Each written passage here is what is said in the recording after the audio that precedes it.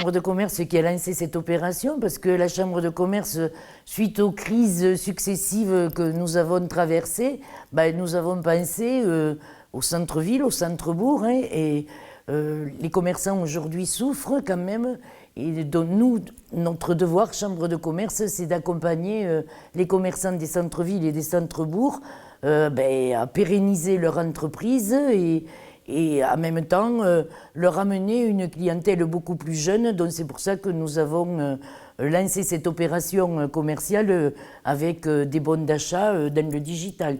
Parce que pour nous, c'est important. On veut faire un peu concurrence à tous les achats qu'il y a en ligne. Et consommer local, pour nous, c'est très important.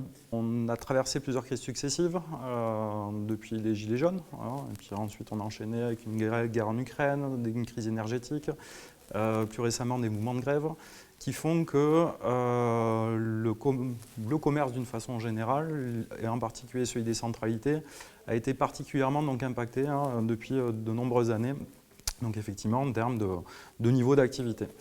Donc cette initiative, Avantage Ariège, effectivement, c'était d'essayer d'enrayer un petit peu ce phénomène-là, voilà, de répondre à la fois à un besoin de regain d'activité chez nos commerçants, dans nos entreprises, mais également de redonner du pouvoir d'achat aux consommateurs.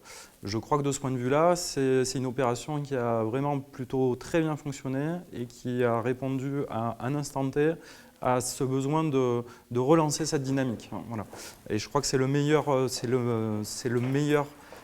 bilan qu'on puisse en tirer de cette opération. Les meilleurs retours qu'on a pu en avoir donc de la part des commerçants, on était dans une période très morose et ça a permis de relancer donc, un petit peu une dynamique, voilà, d'apporter quelque part un peu d'espoir.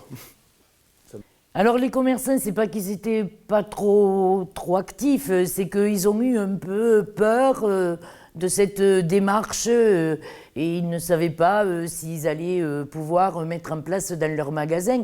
Parce que bien souvent, le commerçant, il est seul, il est peut-être pas familiarisé aussi avec le digital. C'est pour ça que nous allons mettre en place avec la Chambre de commerce, avec nos deux techniciennes du numérique, que ce soit Lavinia et Sophie, nous allons mettre en place des passages dans les commerçants pour qu'ils puissent un peu s'imprégner de cette orientation et en même temps les aider à se familiariser avec le numérique.